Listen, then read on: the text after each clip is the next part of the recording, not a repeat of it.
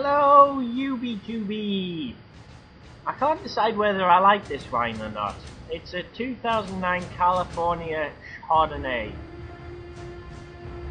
It seems to be alright, but then you take some swigs of it and it sort of goes a bit acidy and ugh. See? That wasn't a good sip. Anyway, I've been thinking lately, is the internet ruining the film industry? I mean, before the internet came out, films have been out for hundreds of years.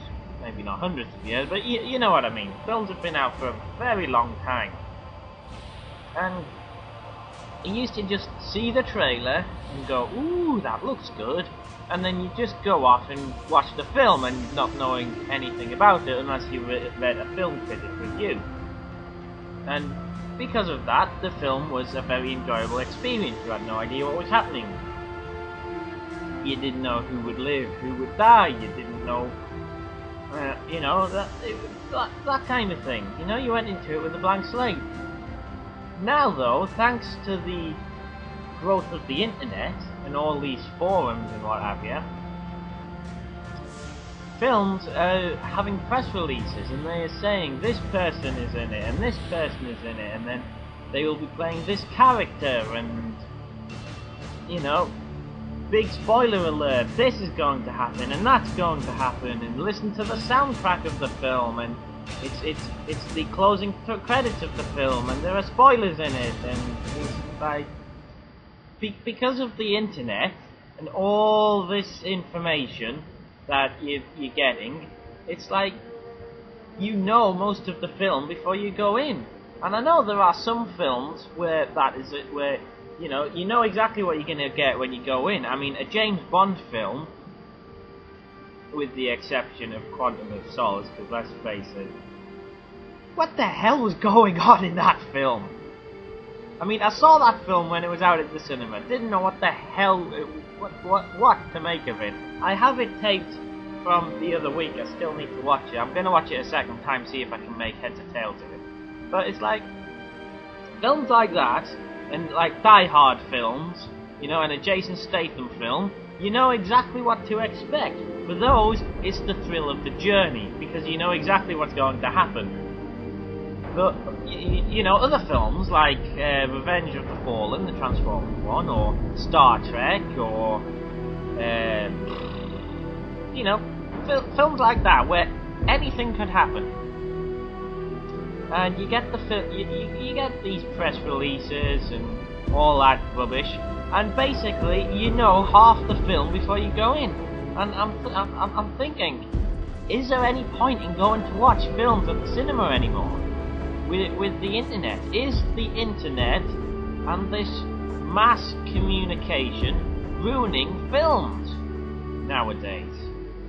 And I would say it is, because you know, you go to watch a film, you want to be entertained, you don't want to know what's happening straight away. I mean, if you went and watched Terminator 2 at the cinema, knowing everything that happened in it, I seriously doubt that would be such an awesome film. Although, granted, when you watch films the second time round, you still know what's happening, but you know what I mean. You know what I mean. Take the Terminator 2 example, if you will. They played the opening of the film with Arnold Schwarzenegger. He could be the bad Terminator. You don't know what exactly is going on. You don't see the T-1000 actually kill anyone in the opening bits of the film. Neither of them officially properly kill. They both punch, they both harm, and they both steal. But I mean, that happened with Kyle Reese in the first one. But then you see, and you assume Arnold Schwarzenegger is going to be the bad Terminator, and you just get to that one scene in the whatchamacallit, that corridor, where the two Terminators are coming towards each other. They pull out the weapons, and you think, oh, and he's gonna kill John Connor here, and then he just goes, get down, starts shooting at the T-1000, or however it goes down, and you're like,